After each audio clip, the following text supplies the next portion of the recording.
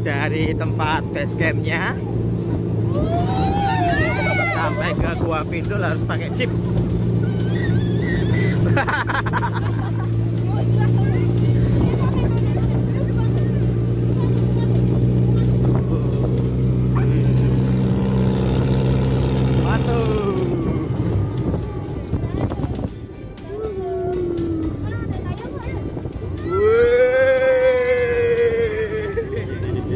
Gua Pindul.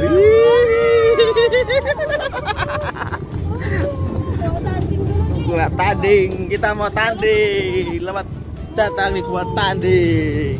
Sudah sampai kita turun.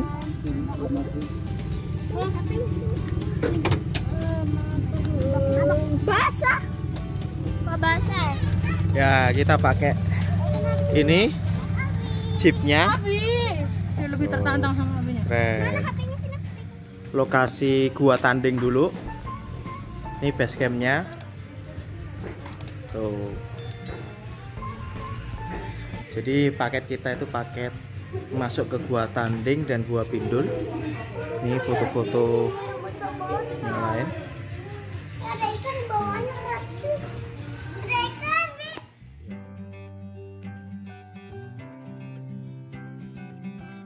Ini persiapan untuk masuk ke sungai. Nah, pakai keamanan, pakai pelampung dan helm. Wih, keren. Mucah. Lepas. Dah, yuk. Udah semua kan? Lu pakai helm lagi ya? Yuk. Foto-foto dulu. Bawa lah. Bawa.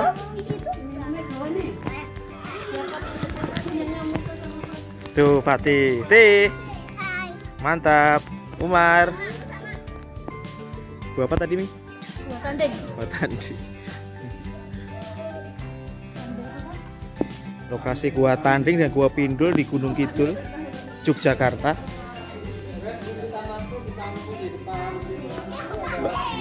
Baik, kita mau di briefing ini. Ayo, sebelum turun mau di briefing dulu. Ayo, untuk keamanan, safety, di briefing dulu.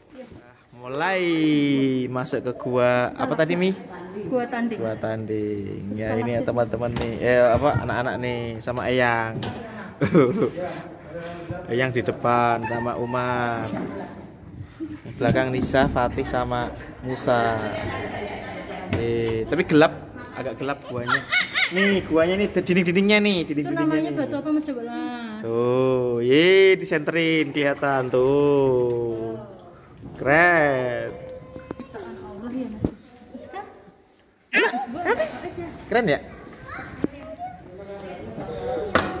Ada kelelawar nggak ya? Ada. Tuh, ada tuh. Apa? Binatang yang sukanya di gua apa namanya? Kelelawar. Kita duluan karena nanti kita nggak bisa barengan ya. Oh, nggak boleh bareng. Biar nanti suaranya nggak terlalu berdekatan. Jadi nanti tetap ketemu nanti di depan saya. Oke.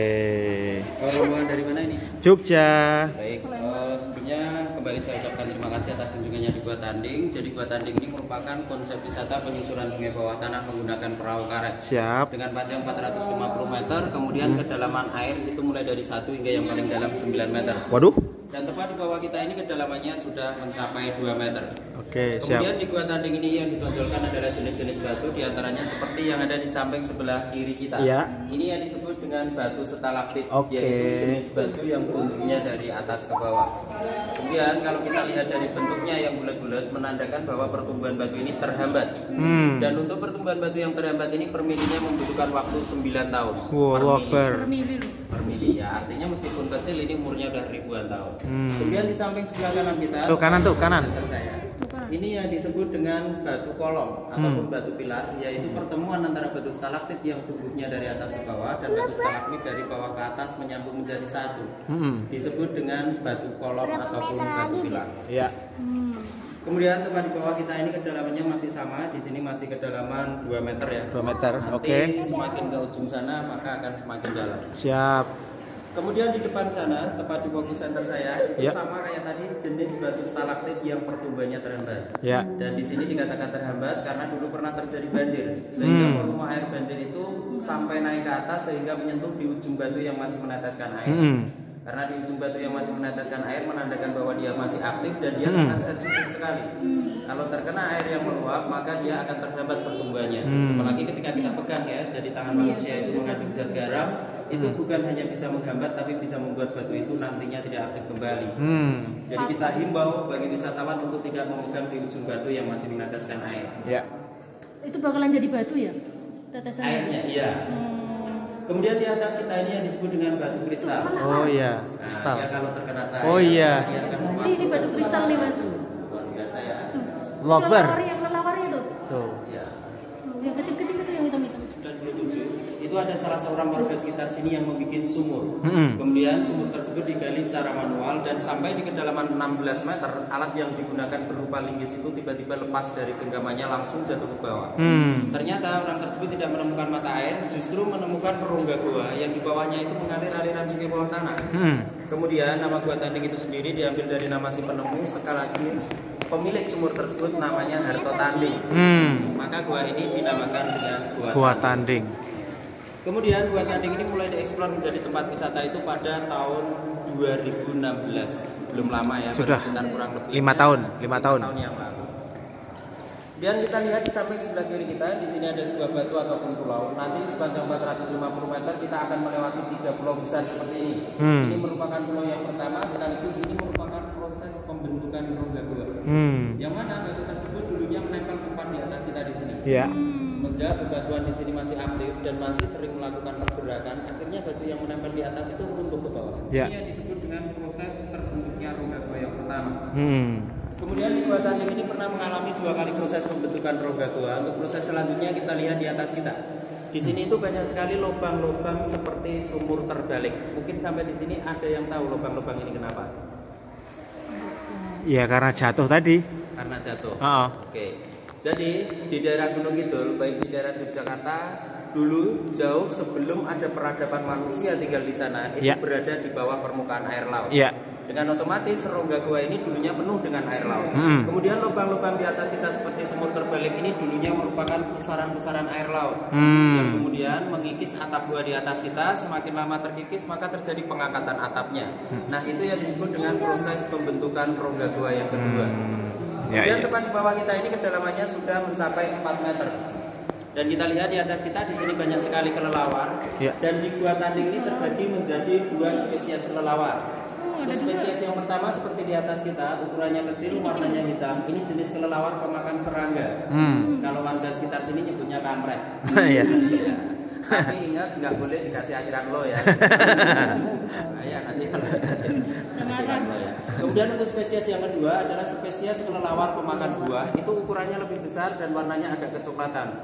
Dan biasa warga sekitar sini nyebutnya codot. Codot itu yang pemakan buah. Dia banyak tuh, nyuri mangga, banyak kelawarnya. Nyuri pepaya di luar sana. Banyak. Dia itu pemakan buah, tapi kalau dikasih buah-buahan nggak mau. Maunya buah beneran. Oke, kita lanjut sebentar saja saya matikan. Lubang itu sengaja dibikin fungsinya sebagai sirkulasi udara. Jadi dulu sebelum gua ini dijadikan tempat wisata, terlebih dahulu kita mendatangkan para ahli. 2 ahli diantaranya, yang pertama ahli biologi, itu dari Universitas Veteran Yogyakarta, kemudian ahli gua dari ASC. Kemudian mereka melakukan penelitian di dalam Gua Tanding ini sebelum dijadikan tempat wisata itu kurang lebih 1 tahun lamanya. Meneliti tentang jenis-jenis batu yang ada di dalam gua ini, meneliti tentang kekuatan dinding gua yang ada di atas kita, juga meneliti tentang habitat apa saja yang ada di dalam Gua Tanding ini.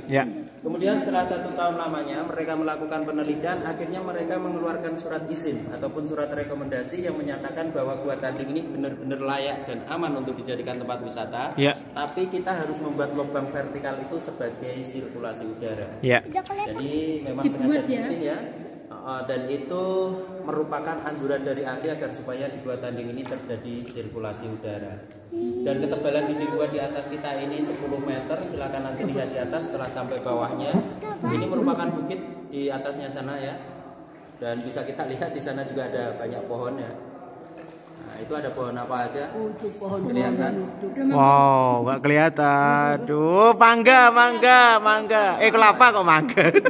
Iya, ada pohon kelapa. Bahkan nanti selesai aktivitas ini kita mendapatkan kelapa muda. Terima kasih. Tapi manjat sendiri. Yeah. Oke. Tenang aja, pohon kelapa yang ada di daerah sini itu kalau malam milik saya.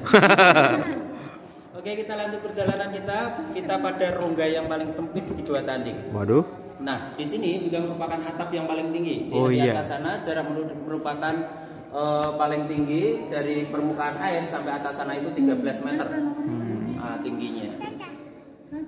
Kemudian kita lanjut di depan sana. Di sana ada sebuah cahaya. Nanti akan saya jelaskan cahaya tersebut. Dan sebelum menuju ke Keren. sana, di sana akan saya tunjukin batu yang tadi saya bilang bahwa di sepanjang 450 meter akan melewati 3 pulau. Ini merupakan pulau yang kedua, di ujung sana itu merupakan pulau yang ketiga. Ya. Yaitu sama merupakan proses pembentukan rongga gua yang mana batu tersebut dulunya menempel di dinding di atasnya. Kemudian kita lihat di sini kita lihat keunikan dinding gua di atas kita. Ini mulai dari sini sampai ujung sana itu rata sekali kayak gini. Jadi setiap atap gua yang rata menandakan bahwa dulunya pernah ada batu yang menempel di bawahnya kemudian runtuh. Oh. Itu pasti. Dan di sini kita buktikan bareng-bareng, lihat di bawah kita. Di sini banyak sekali batu. Dan di sini datar. Karena memang batu-batu tersebut dulunya menempel di dinding di atas kita ini. Maka di sini rata. Nah, seperti itu. Tapi di sini wisatawan nggak perlu khawatir, jangan-jangan atapnya runtuh, enggak ya. Jadi runtuh batu-batu tersebut itu sudah diteliti oleh para ahli tersebut, ahli geologi dari Universitas Veteran Yogyakarta, bahwasanya batu yang ada di bawah ini runtuhnya udah jutaan tahun yang lalu, Allahu Akbar. masih di bawah permukaan air laut. Nah, dulunya di bawah permukaan air laut dengan otomatis lapisan batu ataupun lapisan dinding-dinding gua yang ada di atas kita ini dulunya semenjak masih di bawah permukaan air laut itu masih aktif. Dia masih sering melakukan pergerakan. Akhirnya mudah sekali runtuh. Nah, ketika air laut itu surut dengan seketika juga batuan yang ada di dalam sini itu sudah tidak aktif kembali sampai sekarang. Artinya di sini wisatawan nggak perlu khawatir ya, jangan-jangan runtuh. Bahkan pernah terjadi gempa beberapa kali di daerah Yogyakarta termasuk Bantul. Tidak ada satupun ornamen batu yang ada di sini itu runtuh ke bawah. Nggak ada. Karena memang ini merupakan karakter batu kapur yang berbeda juga dengan batu yang di daerah Jogja ya. Kalau di daerah Jogja kan batu hitam itu batu tentri ya. Itu berbeda. Karena dia karakter batu kapur itu empuk tapi dia tidak mudah pecah ataupun patah. Jadi karakter batu kapur itu dia mudah dikikis dengan benda tajam. Misalkan dengan paku dia mudah sekali dikikis. Tapi kalau kita palu dengan palu yang besar itu cuma mental ya. Kuat. Iya, dia kuat sekali. Oke, sampai di sini sebenarnya saya mau bantu foto tapi geser ini gimana ya, agak repot ya. Maksudnya? Jadi ibu yang ada di depan itu geser duduk di ujung sana. Bisa nggak ya? Belakang. Iya, di ujung sana ibu. Kemudian menghadap ke saya gini, bisa nggak? Mendapatkan rongga gua. Oh ini ya. Ini sumurnya Mbah Tanding. Oh ini awalnya. Ini awalnya. Oh. Nah ini sejarah ditemukannya Gua Tanding ketika Mbah Tanding menggali sumur kemudian mendapatkan rongga gua ini. Tinggi ya. Tinggi. Nah ini 16 meter. Kemudian di depan kita ini merupakan jenis batu stalaktit tirai. Yang mana jenis batu stalaktit tirai itu adalah batu yang tumbuhnya dari atas ke bawah namun cenderung menyamping. Nah di situ ada dua batu stalaktit tirai. Kalau kita perhatikan itu seperti sayap ya. Ada dua sayap. Nah ini yang pertama, ini yang kedua. Bahkan di kulit luar batu stalaktit tirai itu sudah terbalut oleh batu kristal. Nah ini yang disebut dengan batu kristal. Kristal. Nah, akan saya tunjukin lebih dekat lagi jenis batu kristal seperti ini. Nah kalau terkena cahaya maka dia akan keluar. Ya, kristal-kristalnya. Nah ini kulit luarnya sudah terbalut oleh batu kristal dan ini keajaiban luar biasa batu kristal tersebut. Karena apa? Di balik keajaiban tersebut ini banyak sekali wisatawan yang kemudian datang ke sini ya. Udah ribuan mungkin jutaan wisatawan yang kemudian datang kemari mengambil batu kristal tersebut, tapi batu itu sama sekali tidak pernah berkurang. Itu setiap hari diambil padahal. Ngambilnya gimana itu? Cara ngambilnya dipoto pakai kamera. Iya. Betul. Kalau diambil beneran nggak boleh ya. Nah ini per milinya membutuhkan waktu 3 tahun. Kalau yang bulat-bulat tadi kan 9 tahun. 9 tahun. Lebih cepat dibandingkan dengan yang putusnya bulat. Iya. Kemudian di samping sebelah kiri kita ini batu kolom, pertemuan antara batu stalaktit dan batu stalagmit. Jadi ini bukan semata-mata batu stalaktit kemudian turun langsung ke bawah, enggak ya. Ini bertemu antara batu stalaktit dan batu stalagmit. Batu yang tumbuh dari atas ke bawah dan batu yang tumbuh dari bawah ke atas. Kemudian di sampingnya ini yang disebut dengan batu stalagmit, batu yang tumbuhnya dari bawah ke atas. Ya. Namun tidak mungkin terjadi adanya batu stalaktit ini tanpa batu stalaktit di atasnya. Dia hanya mengandalkan tetesan air dari atas. Kemudian nanti yang atas semakin ke bawah, bawah semakin ke atas, persis terjadi seperti ini dan bertemu menjadi batu kolom. Ya. Nah seperti itu. Tapi lama ya itu bertemunya karena per mili saja membutuhkan waktu 3 tahun. Oke. Mungkin ribuan tahun ke depan. Nanti kalau nggak percaya silahkan datang. Ke sini kita buktikan bareng-bareng. Kira-kira menyambung apa enggak? Nah ini jenis batu stalaktit yang tumbuhnya terhambat 9 tahun per mili. Ini kayak yang di depan tadi bulat-bulat. Nah setiap iya, yang bulat-bulat kayak ini 9 tahun per mili. Kemudian di atas sana itu luar biasa. Itu jenis batu stalaktit salju. Warnanya putih bersih berbeda dengan batu stalaktit yang lain. Nah, bahkan di jenis batu ini ada mitosnya. Dan mitos itu masih dipercaya oleh warga sekitar sini. Bahwasanya untuk setiap kali wanita yang lewat di bawahnya kemudian tertetes air tersebut itu bisa menambah cantik dan awet. Iya. Kalau laki-laki gimana laki-laki? Ternyata nggak ada airnya. Kalau laki-laki gimana dong? Hati-hati buat yang cowok ya. Ada yang ketetesan? Ayo Mimi, nyari saya ditetesin saya. Tapi ini beneran ya, bahkan di situ ada garansinya. Nanti kalau udah sampai di rumah, lo kok nggak nambah cantik, silakan datang kembali. Iya, betul. Bawa komponen yang lebih banyak lagi. Siap. Oke, kita akan memasuki zona gelap sekaligus zonanya kelelawar. Maka tempat yang gelap adalah tempat yang paling disukai kelelawar. Dan sebelum ke sana, saya tunjukin dulu di situ ada batu stalaktit tirai. Yang sayang sekali di ujung batu itu patah. Jadi dulu pernah terjadi banjir sehingga banjir itu membawa material sampah seperti kayu-kayu besar yang akhirnya membentur ujung batu stalaktit tirai di depan kita ini. Nah, meskipun patah, di setiap ujung batu ini masih meneteskan air yang menandakan bahwa batu ini masih aktif. Dia masih bisa membesar dan memanjang lagi ke bawah. Itu berarti aktif dia. Nah, kemudian ada fenomena di balik tetesan air tersebut, bukan hanya mitos yang ini. Jadi setiap kali wisatawan yang lewat di bawahnya untuk kemudian tertetes air tersebut, itu akan mengakibatkan basah. Allah Akbar. Ih, basah kena. Basah aku. Ini bukan hanya mitos ya. Kemudian kita lihat di atas kita, di sini banyak sekali bercak-bercak berwarna kecoklatan. Nah, bercak berwarna kecoklatan ini merupakan seninya kelelawar. Coba perhatikan kelelawar kalau tidur itu menggantung kepala di bawah, kaki di atas. Dan otomatis ketika mereka mengeluarkan air seni ataupun air pipis, itu akan menyemprot di dinding gua di atasnya.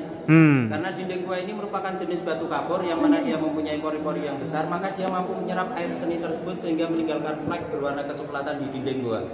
Sekaligus warna kecoklatan itu juga menandai daerah kekuasaan kelelawar. Artinya apa? Kelelawar itu kan kalau siang tidur, kalau malam mereka keluar mencari makan. Nah, sekembalinya dari mencari makan, mereka itu menggunakan indera penciumannya untuk menemukan rumahnya dan mencium bau kencingnya masing-masing. Oh iya, apal ya kencingnya ya?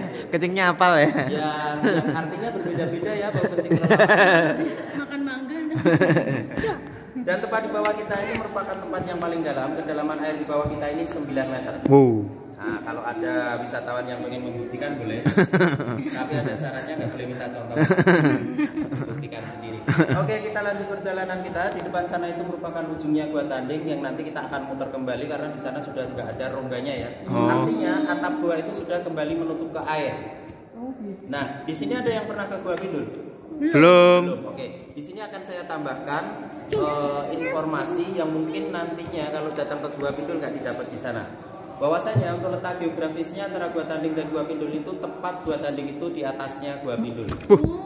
Gua Tanding di atasnya Gua Pindul. Artinya apa? Air tanah yang kita lalui di bawah kita ini nantinya akan keluar, kemudian masuk ke Gua Pindul. Bahkan di sini akan saya buktikan bahwa kita sudah dekat dengan Gua Pindul. Coba lihat, perhatikan di sana, itu kan atap Gua Tanding sudah kembali menutup ke air. Kemudian dari permukaan air sampai ke bawah kemudian 4 meter di sana ada rongga yang sangat besar sekali. Dan itu buat lewat air. Jadi arusnya ini arus bawah, di permukaan sama sekali nggak bergerak, dan air ini sebenarnya mengalir deras. Nah, di sini akan kita buktikan bahwa kita sudah dekat dengan Gua Pindul dengan cara saya mematikan lampu. Nanti lama kelamaan di ujung sana itu akan keluar cahaya berwarna putih, dan cahaya berwarna putih itu hasil dari bias sinar matahari yang menembus dari celah-celah Gua Pindul di bawah Pindul. Oke. Jadi Gua Pindul lebih di bawahnya ya? Lebih rendah. Lebih rendah. Betul. Oke. Nah, ini yang disebut dengan codot, kelelawar pemakan buah. Iya. Ukurannya lebih besar dibanding kelelawar pemakan serangga. Namanya codot itu. Nah, ini codot ya. Tih, apa namanya? Aku adalah nama hewan. Jenis kelelawar. Makanannya buah. Apakah aku? Apa tadi? Cedot. Codot. Oke, sampai di sini sedikit banyak sudah saya jelaskan mengenai terkikis karena pusaran-pusaran air tersebut. Itu kemarin yang apa? Laut naik itu ini nih Mas, kita berada di laut ini berarti dulunya laut ini Mas. Maka keunikan gua yang mempunyai 2 kali proses pembentukan rongga gua, maka atapnya itu unik sekali. Ada yang tinggi, ada yang rendah, dan ada lubang-lubangnya seperti itu. Karena tidak setiap gua itu mempunyai proses yang sama untuk pembentukannya. Ada yang hanya sekali dan atapnya cuma rata aja, banyak gua yang cuma atapnya itu rata aja. Tapi kalau di daerah Gunung Kidul, setiap gua pasti atapnya naik turun karena pernah di bawah permukaan air laut. Fatih duduk, Fatih. Dan batu ini besar sekali yang ada di samping sebelah kanan kita ini, bukan hanya yang tampak di permukaan, karena kedalaman air di bawah kita ini 6 meter. Artinya batu ini masih ke bawah 6 meter lagi.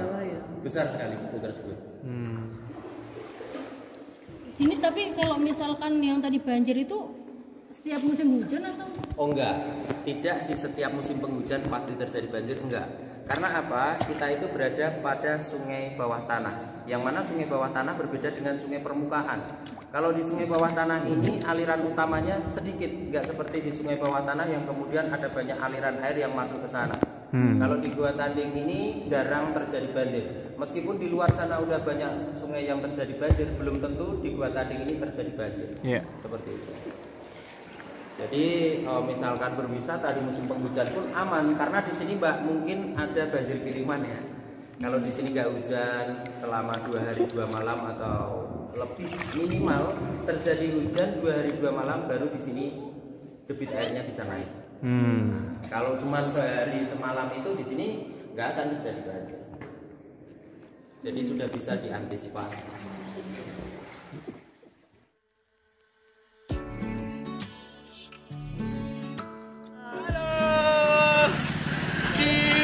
Gua Pindul Jogja, mantap. Oke, terima kasih kunjungannya dari? Terima kasih kunjungannya dari Sleman. Oh, Sleman Sembodo. Sembodo minggir. Oke, minggir Sleman. Oke. Ayo piknik jangan panik. Oh ya, ayo piknik jangan panik.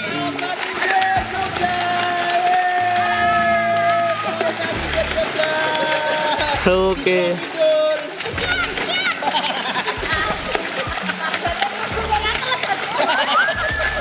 Harus basah. Harus basah. Hore. Harus basah. Harus basah, harus basah, harus basah. Teman-teman, ini kita dari keluarga Minggir Sleman di Gua Pindul, Gunung Kidul, Yogyakarta. Ayo kesini teman-teman. Mantap. Oke, semua kita di dalam Gua Pindul, Gunung Kidul, Jogja. Mantap, pokoknya kita belajar tentang gua, batu-batuan, dan tantangannya mantap. Sejarahnya juga oke. Mantap, silakan coba di Gua Pindul, Jogja. Pandemi tapi aman kok. Corona takut di sini. Oke, terima kasih kunjungannya yang dari Minggir Sleman ya. Oke.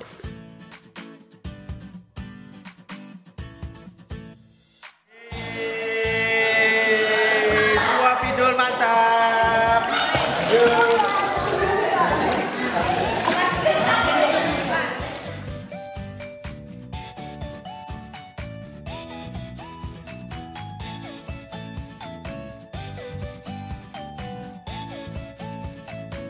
Teman-teman semua, kami dari keluarga Minggir Sleman ini berrekreasi di Gua Pindul, Gunung Kidul.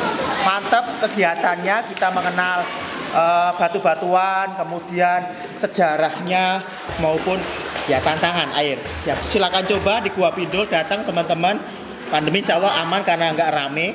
Fasilitasnya juga lengkap. Terima kasih teman-teman fasilitator yang sudah menemani kita. Selamat ditunggu di sini Gua Pindul Gunung Kidul. Terima kasih.